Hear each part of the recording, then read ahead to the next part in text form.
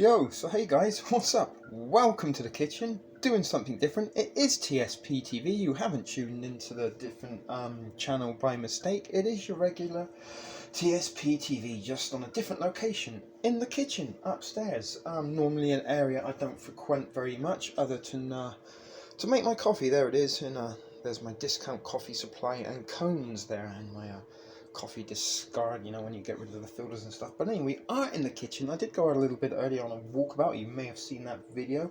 Did go to the Fresh Co, a little different location than normal that I visit. It's a little bit like the No Frills. It's an inexpensive kind of down market, I guess, for want of better words, type of grocery store, though maybe a little bit more fancy than the No Frills. Although I'm using a Dollarama bag, I got a bunch of these. I could keep these with me where I go whenever I go shopping, so I can put my items in. And I tend to like use two of these like small ones as the, you know, if I can load two of those up, that's kind of a little bit about the most acceptable weight. It gets a little bit heavy otherwise, so I usually take two of these and fill both of them up.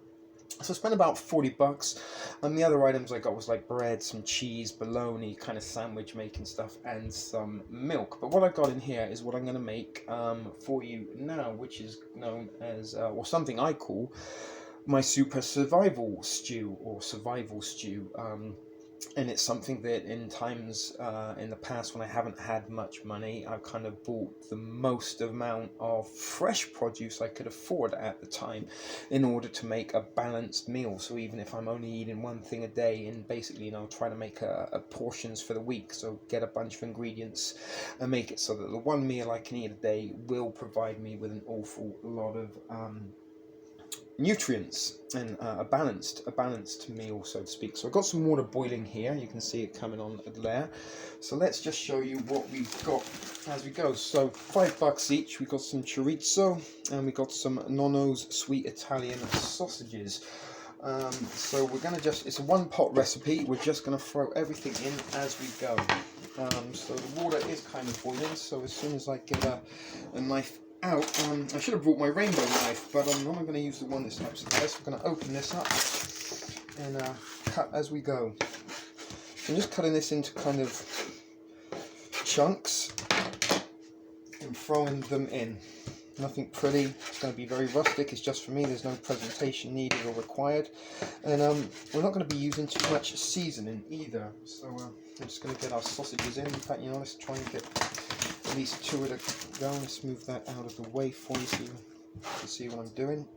It's always horrible using conventional knives that you have at home because they very rarely are sharp enough. But anyway, this isn't my knife, this is Roger's knife. He doesn't mind me using it. He's just headed out himself to get some groceries. So just everything's going in the one pot. No need to portion, no need to worry about anything other than that. And this is going to kind of provide us with a little bit of stock. So that's our Nonno's Italian sausage. Let's get our chorizo out. So that's going to give us two kind of sausages, and this is going to provide us with our this knife won't cut hot butter, but we're kind of not really cutting it as opposed to put it in the pot, but it doesn't matter. We're going to throw our chorizo in there, and that is also going to give us two different varieties of flavor going on, and this is going to be a little bit spicy. So we've got some chorizo and we've got some Italian sausage, and as I say, these sausages will also provide us with a little bit of stock because they're very, very flavorful when they're boiling in the water. All of those flavors will indeed go into the stock, or the broth. I just snagged the sock on the side of the stove. So as I said, guys, we're not doing anything very neat. There's a nice big chunk. This is a special bonus treat. So we've got two kinds of sausages in there for now. Let's rinse off the knife. And let's get rid of the chopping board, or at least give it a little bit of a clean down.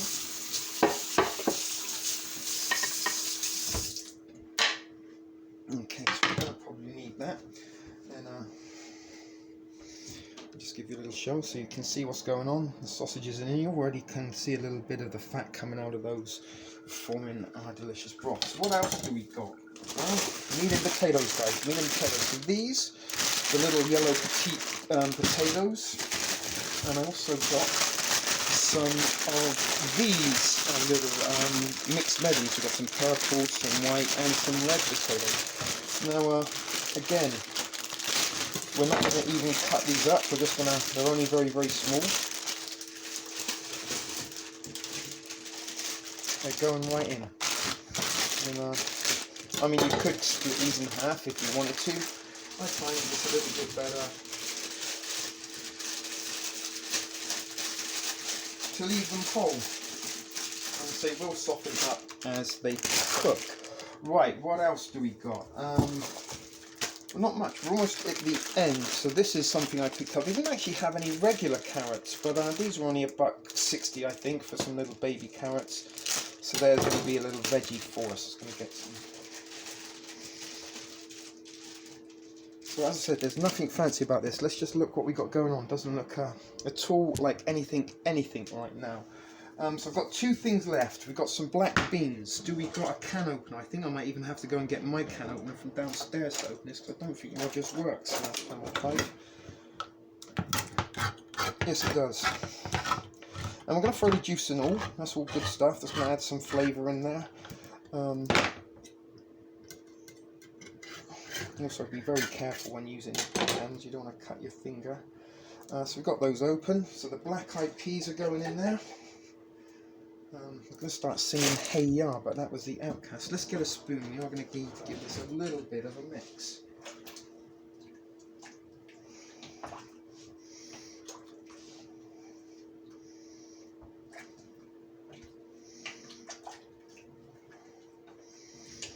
So already the sausages are starting to cook up in that juice, and you can already see that we have got that broth kind of going on. The oils are coming out. Let's bring it over, show you what I'm talking about. So that's a very kind of bland and very, very thin broth right now, but already we haven't added any seasoning, anything at all. And you can see the little bits of fat are coming on the top there, and the water. That's all good stuff. Now the last ingredient, we don't need any of this anymore, so that can go into the sink. We can clean that up as we go along. We can put the can opener away. Now the last and final ingredient for this stew, which is the soup, it's kind of like the super ingredient, and especially because it was actually, no, I tell a lie, we've got some fucking eggplant. So we picked up a couple of these eggplants as well, the Chinese style eggplant. I do like these, and we're not going to throw these in yet. That's the only thing we're not going to throw in until everything's boiling up good and proper, because they don't take as long to cook as the potato. But V8, it is the low sodium one, but this, as opposed to canned tomatoes, is the reason. I don't know if you can see that there. The stats on the back there, the vitamins and the added ingredients, and per serving you get 2 servings of your daily veggies. You know, they say get 5 a day, so this 1 serving of this will give you 2. But unlike tomato juice, it's also got beets in it. It's got carrots, celery, all sorts of things. So it's got a lot more flavour than just tomato soup. Tomato sauce, or you know, chopped tomatoes, plum tomatoes, stuff like this, and does have a lot of figures and good stuff going on here in the nutrition fact. So that's the last item that we're going to throw in. This was actually $2.50. So what is it, a litre? Hopefully this will all go in.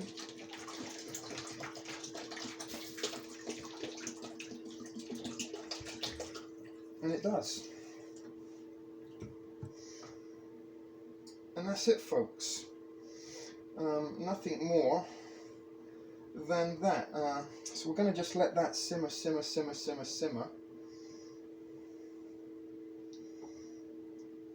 And actually, let me bring this over here for you, out of the way. And the only thing we do got to do is just chop up the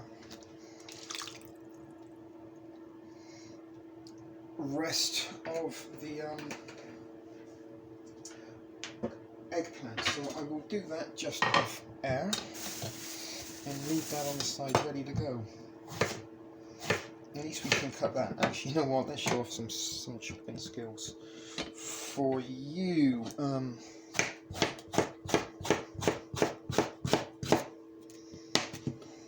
Again, it's one of those weird knives that hasn't got the curve. That's the best thing. And you've got a knife that you can do that. So I was trying to show off some skills, but sadly not so much. It's difficult with these kind of knives to get the proper action.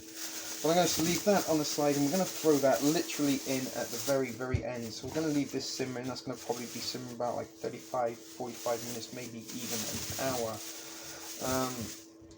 And we might be throwing a couple of things in at the end just to add to our stew and just to make it that little bit more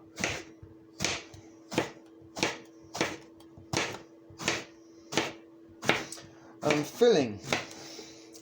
That's what this is all about, trying to fill it out. So what I will do as well is once it is ready, I'm going to be portioning it out into portions, so I can eat it throughout the week and put it in the refrigerator. Excuse me. So that is boiling up, and that water will reduce over the cooking time. So we are going to just bring down the heat a little bit. And we've added nothing but the stuff that was in the bag there. And as I said, the last thing we will add to this particular stew will be the eggplant and maybe one other ingredient. So already you can see we've got the flavours in there, and some very good smells coming off as it begins to heat up.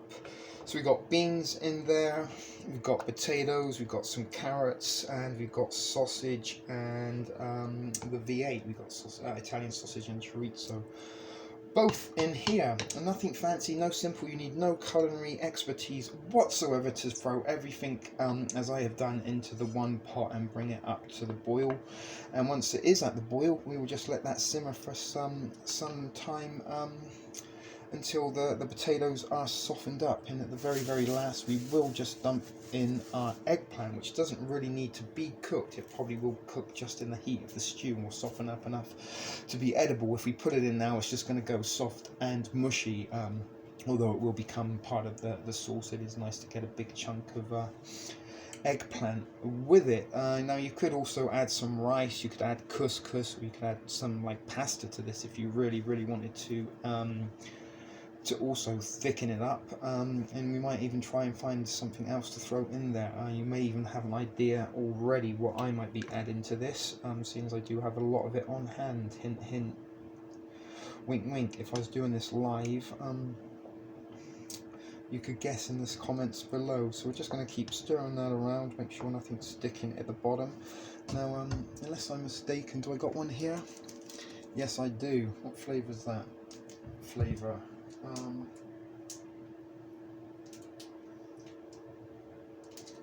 It's ramen seasoning, that's what I'm looking at. Does that say vegetable flavour? I'm trying to read it, it's too small.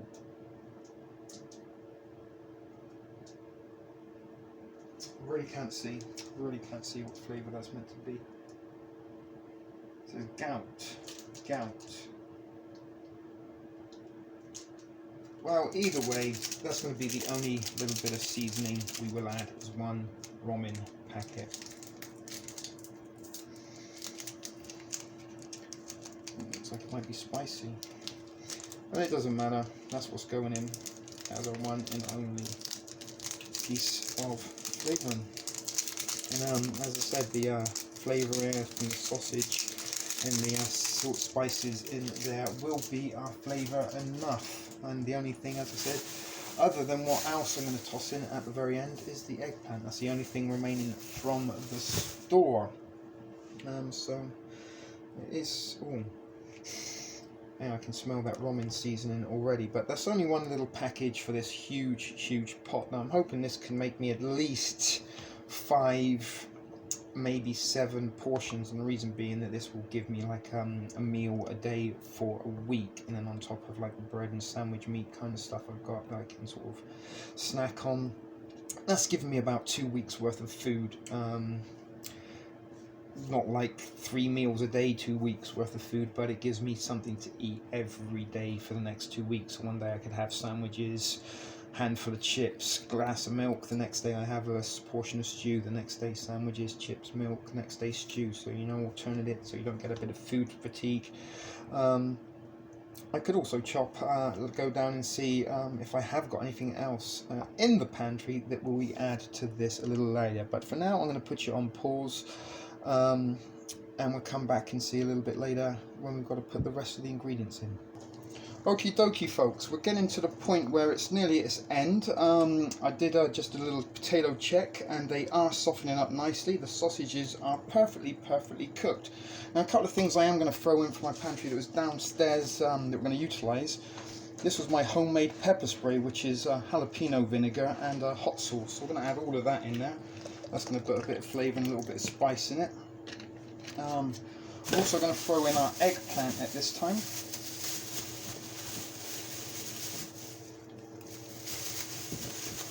And remember, that doesn't really need to cook. We're just going to put that into the hot water stew, and that's going to just soften up under its own heat. Roger's in the background milling around. Roger, how good does it smell? Oh, it smells great. You need some parsley for it? It's going to go bad, so I might as well use it. If you want, no, I'll grab a chew. Look at that, we're getting some fresh parsley that's going to go bad to throw in. Take out the stuff that's not good. You know? Use at least half of this, man. Perfect. Just take this that's not good. Look. It still smells fresh. It does smell fresh. Yeah, Let me show that the shit that's not good. there's some fresh parsley, so we'll grab a little pinch of that. The other thing I'm throwing in is some couscous. And we're going to throw the whole lot in. Now, unlike pasta or rice, couscous just kind of soaks up the hot water and cooks itself. This box is very difficult to get in for some reason.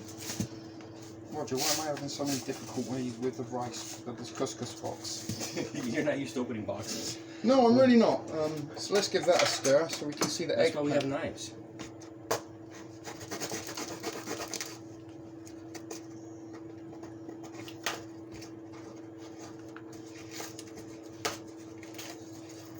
Perfect. Team effort, guys, team effort. So nothing special about couscous, just little grains of pasta, and we're going to pour that in, and that's going to soak up, hopefully, the juice. Look at that for taking it close to the rim, Roger. I don't think Holy jeez, man. but that's how the lid so it doesn't boil over. Well, I'm going to turn the heat off now. So everything in there is perfectly cooked. There's plenty of heat in there, so the couscous is just going to soak up in the heat. The eggplant will soften, and that's it. So I'm going to leave. Oh, let's put some of the parsley in there just for good measures. So stalks and all. I've got the clump. Do you want that one? Leave it out. It's going to go bad. Oh, keep it. Chopping with someone else's knife is always difficult.